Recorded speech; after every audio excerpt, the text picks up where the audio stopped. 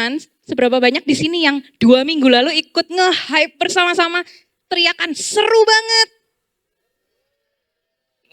Ada yang kedengeran kenceng, ada yang enggak gitu. Tapi percayalah teman-teman, itu seru banget.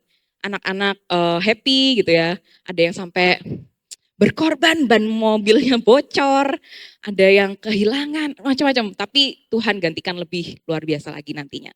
Nah, jangan lupa tetap nabung-nabung, berdoa. Kita seru-seruan bareng, nge-hype bareng di tahun depan ya, Kak Radul ya.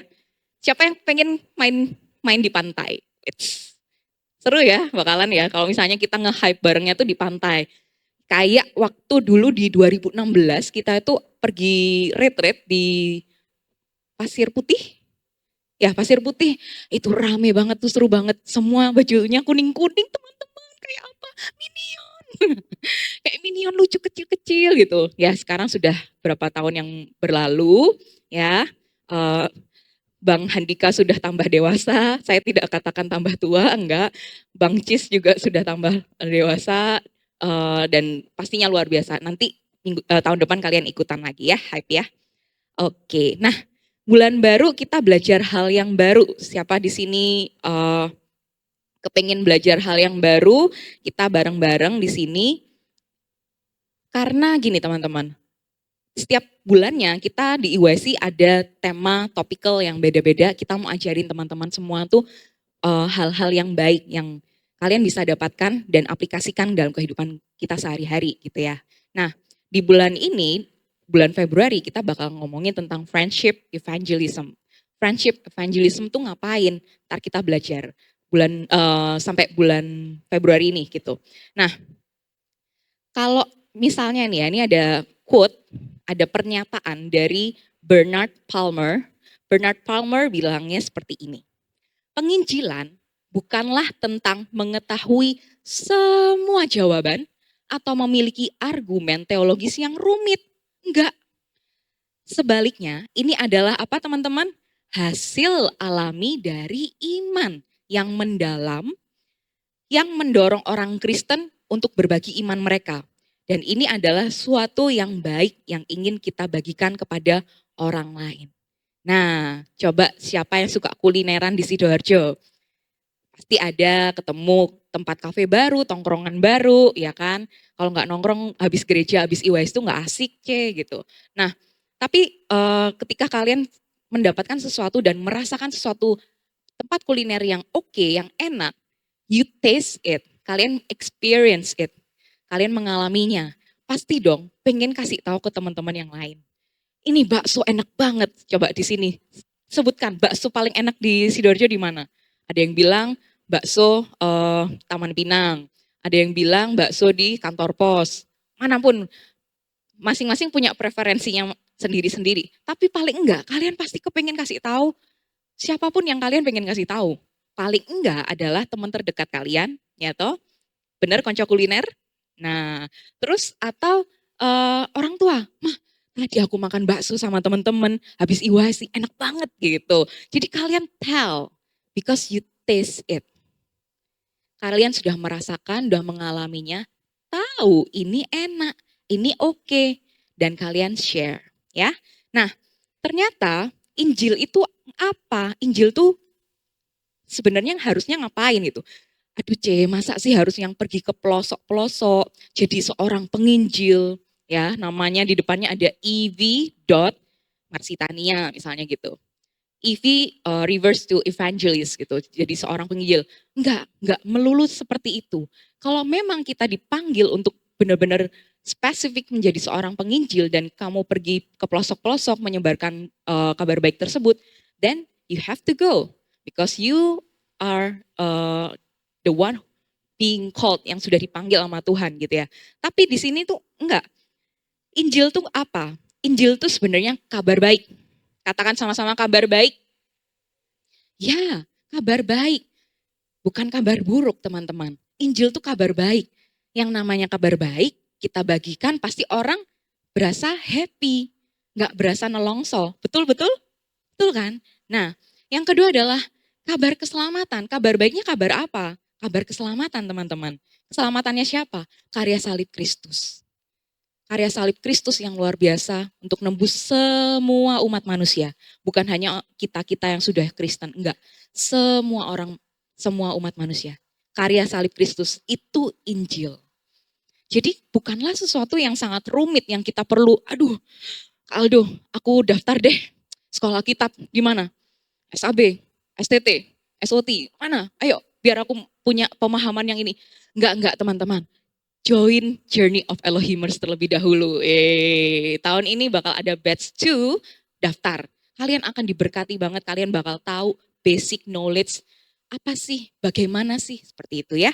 Nah, selain Injil yang seperti ini, ternyata kalau tadi C. Marci bilang kan ada memang orang-orang yang dipanggil untuk pergi ke pelosok-pelosok menginjil. Ya, kalian ingat waktu hype, Pastor Fendi kan share ya, ataupun beberapa November tahun lalu Pastor Fendi di sini share, ada video-videonya ditampilin pergi ke Manado, naik truk, bawa ini itu, baksos sana sini, atau bahkan kalau dari gereja kita ada Tena dan tim misi, pergi ke Magelang, doain orang dan lain sebagainya. Itu hal yang sangat baik yang bisa kita lakukan juga. Kalau kita mau berkontribusi, approach them untuk aku mau ikut. Tapi ada banyak, sebenarnya banyak types of evangelism. Ada beberapa, coba perhatikan. Yang pertama itu ada, kita sebut namanya pendekatan secara langsung, katakan langsung. Pendekatan secara langsung, ini tuh langsung kayak mainnya tuh nodong gitu. Lu belum kenal Yesus? Yuk ikut gua ke gereja IWC 10.30 setiap hari Minggu. Jamin kamu akan terima Tuhan, kamu akan mengalami sesuatu yang luar biasa. Ini orang yang belum dikasih tahu, ini orang yang dikasih tahu tuh belum kenal Yesus sama sekali. Apa yang terjadi biasanya? Ya tergantung, kalau memang Tuhan bekerja dan dia welcome, hatinya dia buka, bisa aja terima. Tapi kalau enggak ya nggak mungkin gitu, jarang di situ. Itu direct approach. Direct approach ini Yesus sendiri di dalam kitab Matius 16 ya. Di Matius 16 ayatnya yang ke-15. Jadi ceritanya itu tuh Yesus bersama-sama dengan murid-muridnya Yesus itu lagi jalan-jalan. Terus di situ tuh katakannya gini loh. Jadi ada pengakuannya Petrus gitu ya. Setelah Yesus tiba di daerah Kaisarea Filipi, ia bertanya kepada murid-muridnya. Kata orang, siapakah anak manusia itu? Itu Yesus bertanya. Nah, jawab murid-murid, jawab mereka. Ada yang mengatakan Yohanes Pembaptis. Ada juga yang mengatakan Elia, dan ada pula yang mengatakan Yeremia atau salah seorang nabi, salah seorang daripada nabi gitu. Di ayatnya yang ke-15, lalu Yesus bertanya kepada mereka, tetapi apa katamu, siapakah aku ini? Itu Yesus menyatakan dirinya dengan cara bertanya, pendekatan langsung ke murid-muridnya. Terus menurutmu, aku ini siapa? Ya kan? Itu Yesus berkata demikian. Itu direct approach. Penginjilan tadi apa? Mengatakan kabar baik, menyampaikan kabar keselamatannya.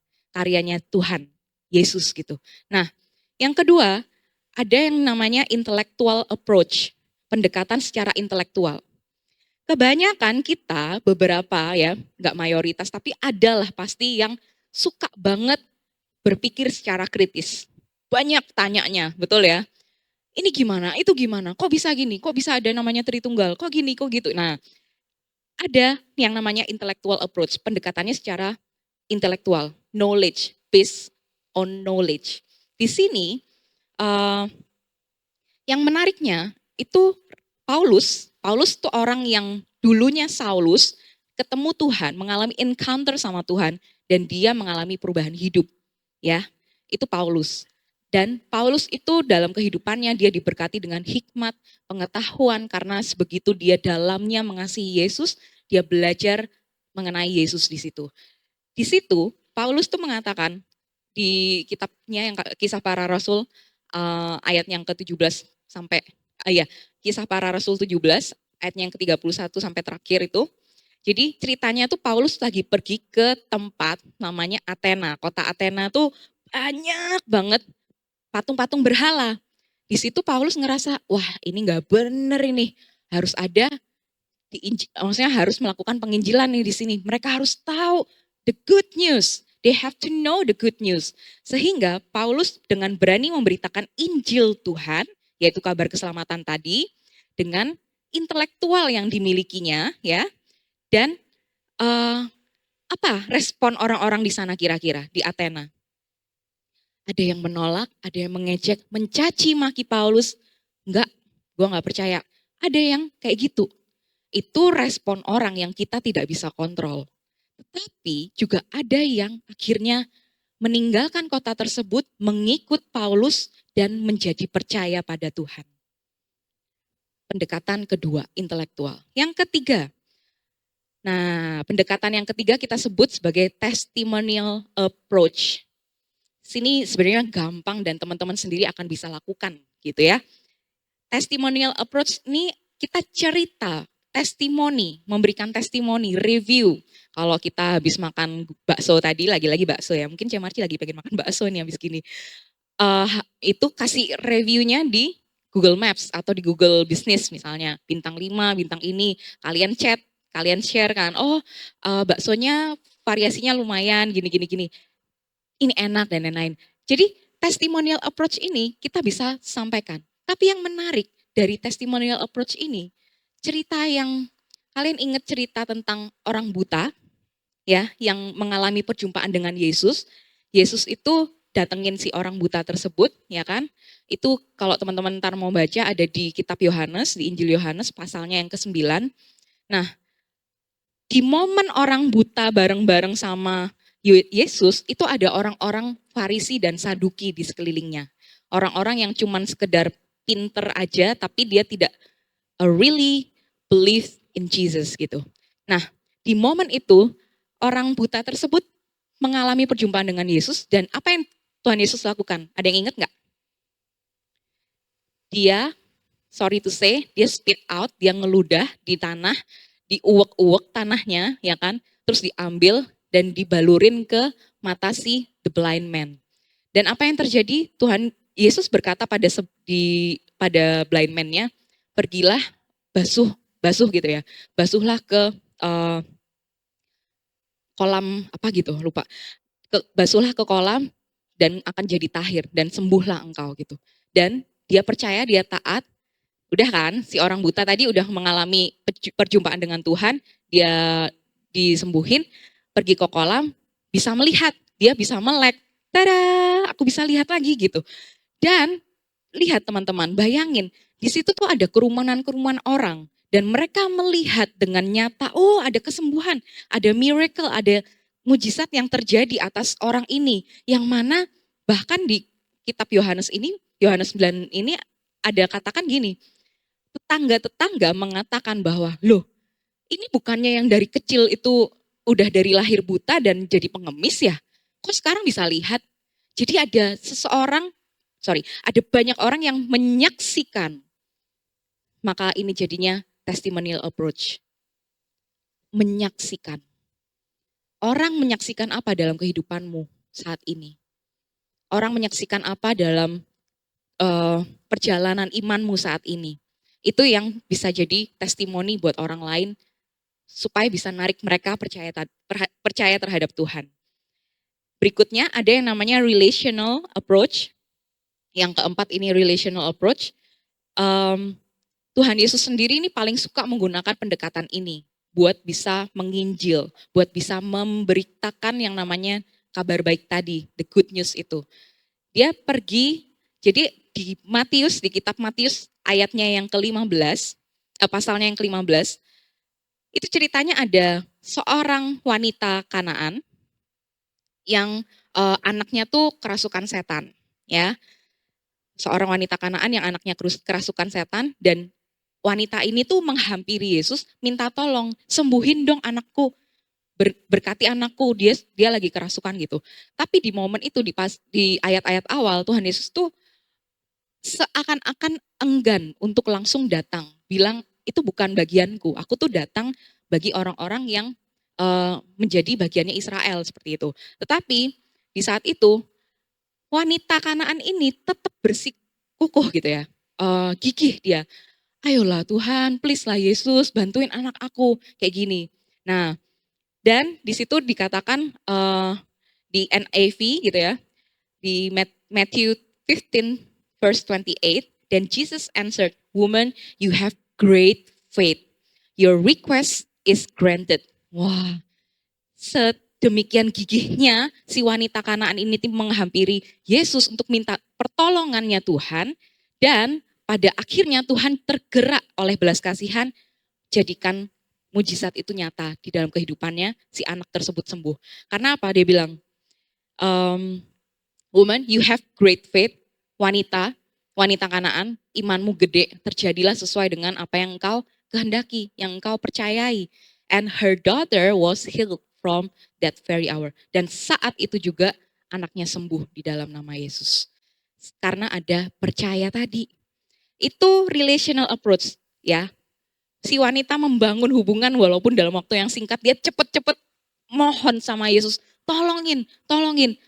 Yesus permintaan pertama nggak langsung kasih, tolongin, tolongin. Sampai akhirnya Tuhan melihat, tergerak, hatinya tergerak oleh belas kasihan dan lihat iman yang besar dari wanita tersebut, wanita Kanaan tersebut. Next, kita punya invitational approach. Nah, invitational approach ini menarik. Saya pernah mengalaminya gitu ya. Tapi nanti di akhir-akhir saya cerita. Tapi invitational approach di sini pasti saya juga percaya ada orang-orang yang duduk pada siang hari ini mengalami invitational approach atau pendekatan secara undangan. Kalian diundang, kalian diajak sama temenmu ya. Ayo Rek, ikut care, cell group, bareng-bareng bertumbuh dalam komunitas yang jauh lebih kecil daripada cuman sekedar beribadah. Ya, kita perlu beribadah secara corporate seperti ini, tapi juga penting bergabung, menggabungkan diri di dalam komunitas yang lebih kecil. Pertumbuhanmu akan lebih tertata seperti itu ya, pertumbuhan imannya. Nah, invitational approach ini kita ngundang. Di sini ceritanya tuh ada Lewi di kitab Lukas. Lewi ini ngundang Yesus untuk makan. Lewi ini ngundang orang-orang pemungut cukai untuk ketemu sama Yesus. Jadi Lewi punya inisiatif untuk bisa ngundang orang-orang pemungut cukai. Yuk, kamu ke rumahku makan, jumpa sama Yesus. Sebab Yesus juga ada di situ. Lukas 5 ayat 29, dan Lewi mengadakan suatu perjamuan besar untuk dia Yesus, di rumahnya, dan sejumlah besar pemungut cukai dan orang-orang lain turut makan bersama-sama dengan dia. Ini diundang. Ada perjamuan, ada pesta, yuk datang Yesus di sana. Seperti halnya EYC service setiap hari Minggu 10.30. Kita juga bisa ngundang orang-orang, ada perjamuan, let's celebrate Jesus. Di hari Minggu, bareng datang, itu invitational approach. Jadi pendekatannya tuh beragam. Dan yang terakhir, ada yang namanya service or ministry approach atau pelayanan. Ya, ini biasanya kita punya donor darah, bakti sosial, dapur berkat hari Rabu ya kan. Terus beberapa dari kita mungkin ada yang suka kumpul-kumpul, masak bareng terus dibagi-bagiin. Itu kalian melakukan this kind of approach, pendekatan yang ini, service or ministry approach. Menariknya, kebanyakan ini ya para penginjil yang memang melakukannya di pelosok-pelosok ataupun dimanapun sebenarnya bisa dilakukan, seperti itu ya. Simpelnya seperti itu. Nah, oke, itu pendekatan bagaimana cara kita bisa menginjil, teman-teman. Kita hari ini masuk lebih dalam, tapi jangan tidur lebih dalam, tidak ya. Masuk lebih dalam, kita mau belajar tentang 3 hal. Benih, pohon, dan buah. Yuk, repeat after me. Benih, pohon, buah. Ya, semua kita belajar hari ini benih, pohon, buah. Oke, nah ngomongin benih, kita lihat dari 2 perspektif teman-teman. Perspektif pertama itu sebagai benih, sebagai apa yang kita tabur bagi hidup orang lain. Bisa perkataan kita, apakah positif atau negatif, benihnya baik atau benih yang buruk. Atau perbuatan kita, baik atau buruk. Itu yang kita tabur bagi hidup orang lain dan orang lain mendapatkannya, gitu ya. Tapi perspektif yang kedua, itu kita bisa lihat juga sebagai diri kita. Nah, di 1 Yohanes 3 ayatnya yang ke-18, berkata, Anak-anakku, marilah kita mengasihi bukan dengan perkataan atau dengan lidah, tetapi dengan perbuatan dan dalam kebenaran. Jadi ternyata bukan cuma sekedar berkata-kata saja. Oh, my girl, I love you so much. Tapi dimintain tolong buat ini, ogah, nggak mau bantuin, nggak apa, enggak. Bukan gitu, tapi juga ada perbuatan nyata di situ. Itu firman Tuhan berkata, jangan cuma berdasarkan perkataan atau dengan lidah saja kita menunjukkan kasih, tapi dengan perbuatan di dalam kebenaran. Itu juga penting teman-teman. Jadi juga bukan cuma sekedar berbuat sesuatu, tapi harus juga ada konteksnya di dalam kebenaran. Nah, perspektif benih yang kedua itu kita lihat sebagai hati dan iman manusia sebagai benih yang bisa tumbuh. Wow. Coba lihat kanan kiri, itu benih. Kalian tuh kanan kirinya benih. Bisa tumbuh, bukan lihat perutnya ya. Enggak, jangan lihat perut temanmu. Tapi lihat mereka sebagai potensi. Nih orang bisa jadi leader nih. Nih orang bisa jadi orang sukses ke depannya. Bakal jadi seseorang yang pegang duduk di kepemerintahan, seorang bisnismen yang bakal punya omset dan bisa hire orang banyak, kasih pekerjaan ke orang. Lihat itu kanan kirimu, benih. Benih ini penting teman-teman. Kalau kita punya persepsi melihat teman-teman kanan kiri maupun siapapun di sini melihat benih, itu harus jadi lifestyle ya.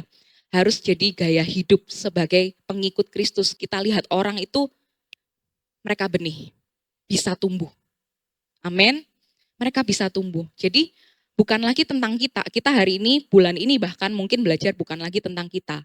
Tapi bagaimana kita bisa do something, be something for other people. Nah, di sini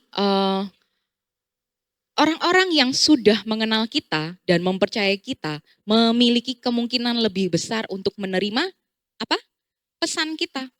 Jadi kalau udah kenal, udah berelasi, berteman, ya namanya kan judul temanya adalah friendship, evangelism. Udah berteman, bersahabat, dan kita tuh bisa numbuhin rasa percaya dari mereka terhadap hidup kita, terhadap apa yang kita sampaikan, pesan-pesan yang kita share seperti itu. Yohanes 15 ayatnya yang ke-16 katakan, bukan kamu yang memilih aku, tetapi akulah yang memilih kamu. Dan aku telah menetapkan kamu supaya kamu apa? Katakan, pergi dan menghasilkan buah. Dan buahmu itu tetap, yes. Supaya apapun yang kamu minta kepada Bapa di dalam namaku, nama Yesus, diberikannya kepadamu. Sekali lagi aku bacain teman-teman. Marci lupa ayatnya di mana. Bila engkau memiliki telinga, dengarlah. Nah ini saatnya ini, dengar teman-teman.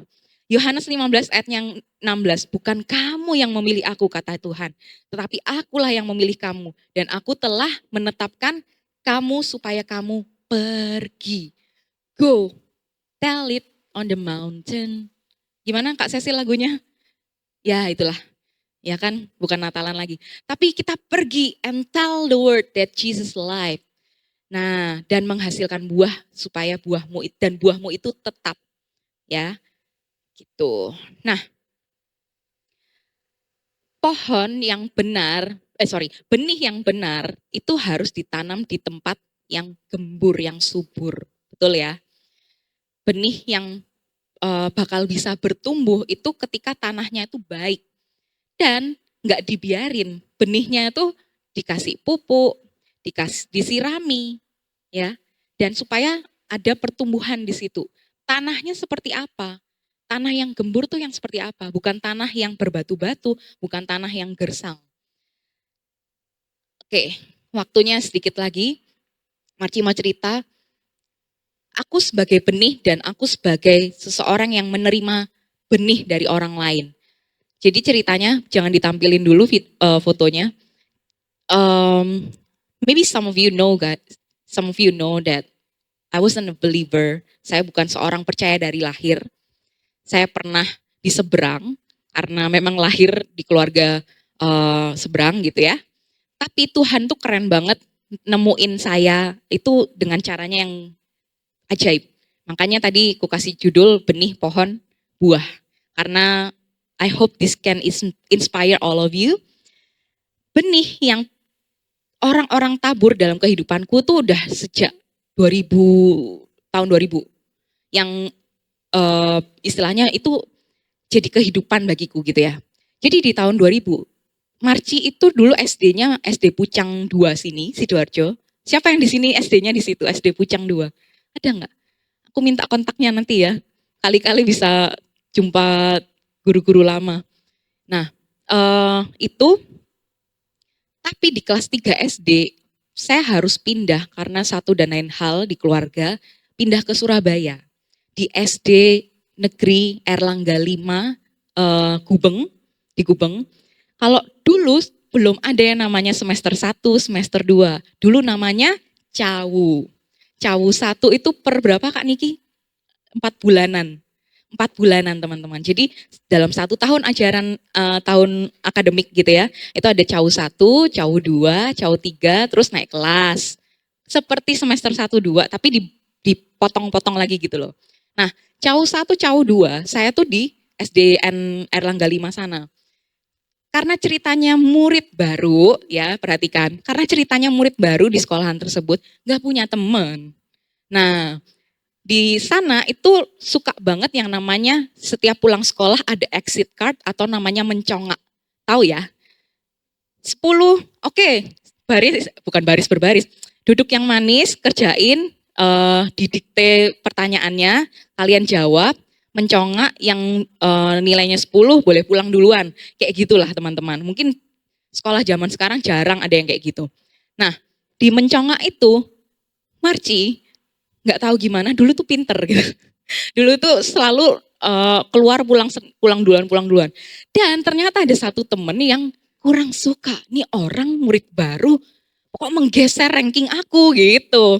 Namanya Kesia Sahetapi, nama temanku ini. Nah si Kesia Sahetapi ini ngerasa dia tuh tipikal yang tomboy, yang wah petantang-petenteng gitu. Dia nggak suka gitu. Dan lucunya lagi, kita tuh sempet naksir sama orang yang sama di kelas 3 SD itu gitu. Perhatikan teman-teman ya. Jadi sempet kayak dia tuh ngerasa ini orang Marci ini kenapa sih? BTW dia manggil saya bukan Marci, tapi waktu itu dia panggilnya Tania gitu. Kayaknya lebih gampang gitu.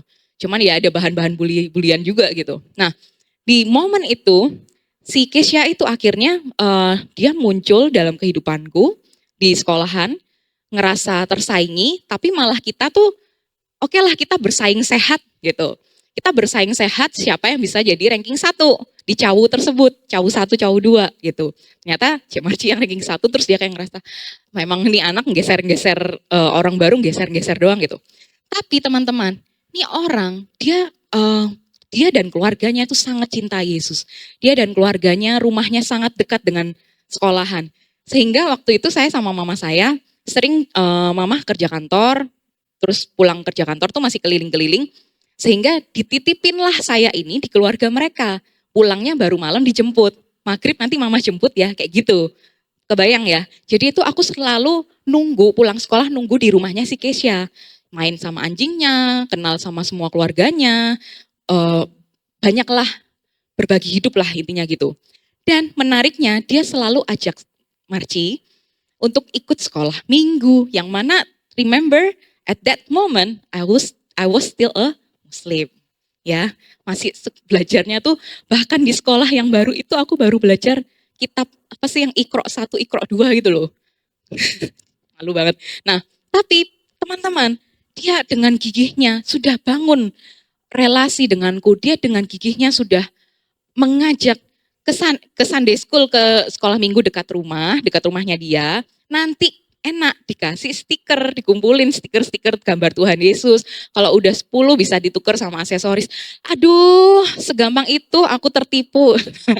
Segampang itu aku tertipu untuk ikut dia ke sekolah minggu, dapat stiker-stiker yang lucu kalau bisa hafalin ayat hafalan dan lain-lain. Dan bisa ditukerin sama aksesoris gitu. Tapi pengenalan Kristus nggak cuman berhenti di situ. Terus bertumbuh, ya kan? Oh, oke, boleh lihatin fotonya. Malu banget sebenarnya, cuman ini foto saya waktu kelas 3 SD. Yang mana? Yang kiri? Iya, yang sebelah sana ya itu Marci 25 tahun yang lalu. Nah, itu Keisha. Dan waktu saya izin, Keisha aku share ya story kita perjalananmu menaruh benih dalam hidupku. Di sini chatnya bisa teman-teman bisa baca ya. Oh, I am glad that you remember it. Dia orang Surabaya, tapi udah lumayan lama saya nggak ketemu sama dia gitu ya. Dan Marci bilang, iya aku senang banget karena taburan benihmu itu berbuah lebat, kes gitu ya. Terima kasih banyak ya sudah terlibat dalam perjalanan spiritualku jumpa Kristus di momen itu. Nah, terus dia bilang, terima kasih juga ya Tan, sudah mau jadi my childhood bestie when no one did.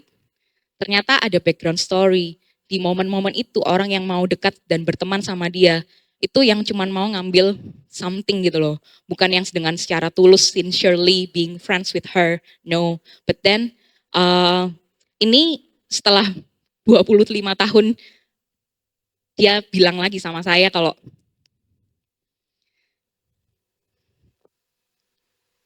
it mean a lot for her as well.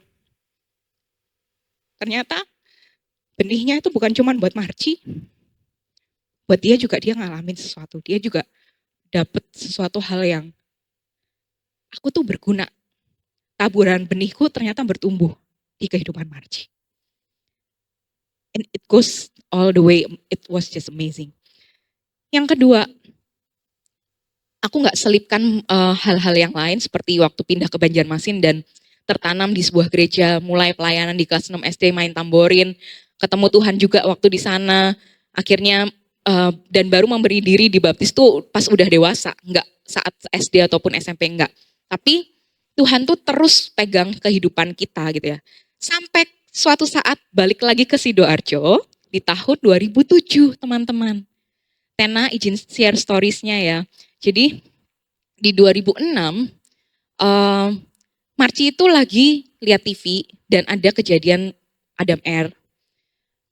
Di momen itu Marci cuman kayak, wah ini pasti desperate banget ya, langsung hilang Paris gitu ya, langsung hilang gak ditemukan semua korban-korban di dalamnya. Itu hati itu waktu dengar berita tersebut tuh kayak gitu aja. Tapi gak yang sampai kebayang, oh ini ada siapa-siapa dan lain-lain, enggak. Nah, next slide. Ini Marci izin ngambil juga dari City News, City Harvest Church punya berita. News ini itu ngatain judulnya gini, GPDI Elohim gitu, GPDI Elohim Sidoarjo, Standing Strong Above All Odds. Di sini diceritain kalau di momen 2006 kasus pesawat Adam Air hilang, kita tahu adik bungsunya Tena sekeluarga ya, Om Yona dan istri dan juga ketiga anaknya dipanggil Tuhan berpulang ke rumah Tuhan. Di momen tersebut akhirnya Tena dan Om Frank, kalian juga bisa baca nanti di sini. Akhirnya Om Tena dan Om Frank mengambil alih tugas pastoring di sini. Pasti bukan sesuatu hal yang gampang, pasti banyak hal yang membuat shock dan kaget, lagi berduka tapi harus langsung take over dan lain-lain. Nah, di proses itu Tena dan Om Frank mendapatkan privilege dari Tuhan untuk dapat mentor, di mentoring sama Pastor Konghi di momen itu gitu teman-teman. Jadi ingat ya, pohonnya tuh ditanam di tanah yang gembur. Nah, sehingga next slide di berita yang berikutnya ini di tahun 2008, ingat tadi 2007 Marci balik lagi nih ke Sidoarjo ya. Tapi nggak langsung bergereja di sini teman-teman. Di 2008 itu ada pertama kali mereka GPDI Elohim mengadakan yang namanya Big Day. Mungkin kalian belum lahir lah yang sebelah sini. Nah, belum lahir kalian. Kalian lahirnya after the Big Day moment ya. Tapi Big Day ini suatu hal yang luar biasa. Itu acara mereka ngundang, kalau teman-teman baca di artikelnya ini, ngundang menargetkan hampir 2.000 orang untuk datang ke acara tersebut. Jadi yang anak-anak muda itu dikasih bingkisan, dikasih McDonald, dikasih ini apa, ada acara-acara manggil artis apa segala gitu. Nah, waktu itu teman-teman, kalau all you guys yang know, drummer kita dulu ada namanya Ivan Roy, drummer, and one of the keyboardist ada namanya Cek Catherine. Mereka berdua tuh teman SMA saya, melakukan yang namanya invitational approach. Ngapain tadi? ngundang. Mereka ngundang, Marci ada big day nih gitu kan. Kasih flyer, datang yuk tanggal sekian sampai sekian, jam sekian sampai sekian. Mereka Cek Catherine bahkan sampai datengin Papa Cece untuk minta izin sama Papa Cece untuk ajakin Cia Marci ke sini. Di momen itu ketemu lagi sama Tuhan di rumah ini. Tapi baru benar-benar tertanam di GBD Elohim waktu saya kuliah di 2010 dan bertumbuh gitu ya. Nah, dan perhatikan tadi benih pohon harus ditabur di tanah yang gembur. And right now personally I just want to say my grateful heart buat 3 orang di depan ini, ada Tena, ada Kak Aldo, ada Kak Niki. Kita lihat kan fotonya waktu masih lucu-lucu kita. Nah, ini ketiga orang yang selalu jadi pagar. Katakan pagar. Jadi pagar buat kehidupanku. Tanahnya sudah sangat-sangat subur di GBD Elohim. Di Care, dulu ada Kojo juga bareng-bareng sama teman-teman Care yang lain. Tapi perhatikan teman-teman, it's a really important for every one of us untuk tertanam. Tertanam, jangan jadi kayak kutu loncat sana, loncat sini. Enggak, tertanam, belajar sesuatu, komitmen tumbuh gitu loh teman-teman. Itu penting buat kita bisa bertumbuh gitu ya. So, pohonnya benar, benihnya sudah ditabur, buahnya lucu-lucu banget. Ini foto-foto Care di 2017. Buah kita bisa katakan banyak hal ya teman-teman. Tapi yang kali ini aku mau katakan buah-buah anak-anak lucu-lucu ini. Mereka-mereka yang masih di 2017 kurus-kurus, unyu-unyu. Kemarin malam persis jam 7 kita selesai Care foto. Itu foto yang kemarin. Kok banyak yang gak kelihatan? Yes, banyak yang merantau. Dan saya mengizinkan mereka untuk go kuliah di Jakarta, go kuliah ke Malang. Dapatkan sesuatu, fulfill your higher purpose. Gitu. Jadi, yuk aku mau ajak semua orang-orang di sini, jangan capek untuk melakukan pendekatan-pendekatan yang kamu bisa lakukan selama kamu hidup. Bagikan the good news. Kasih benih itu ke orang-orang yang kalian rasa they need to know about Jesus. Oke, nggak harus mereka-mereka yang memang tidak pernah sama sekali mengenal Kristus. Tapi mereka-mereka yang sudah lama tidak kembali pada Kristus, mereka juga bisa kita lakukan pendekatan. Amin. Datangi mereka, all the backsliders, all the unbelievers. Hampiri mereka dengan kasih, dengan rasa syukurmu, kasih tahu ke mereka. Nah, ini formula singkat sebenarnya, tapi aku skip aja. Yang terakhir, dalam penginjilan yang terpenting itu bukanlah jumlah orang yang menjadi Kristen. Karena kita enggak. Jadi Tuhan tuh ngitungnya itu bukan berdasarkan kuantitas orang banyak-banyakan gitu ya. Kayak ada target marketingnya gitu. Enggak. Banyak-banyakan bawa orang ke Kristus enggak. Tapi bagaimana kualitas hidup kita itu bisa memancarkan kasih Kristus. Dan kesetiaan kita itu dalam berbagi Injil bagi orang lain. Itu yang Tuhan cari. Itu yang lebih penting daripada sekedar how many the unbelievers that you can bring for the Lord. So guys, kita hari ini belajarnya masih basic tentang friendship evangelism. Yang pertama aku mau rangkum, ketahui kita tuh benih semua, kanan kirimu tuh benih.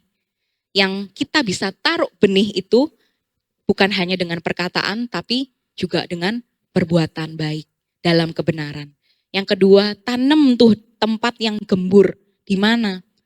Di rumah Tuhan, di komunitas yang tepat, di Care, di divisi pelayanan. Tertanam.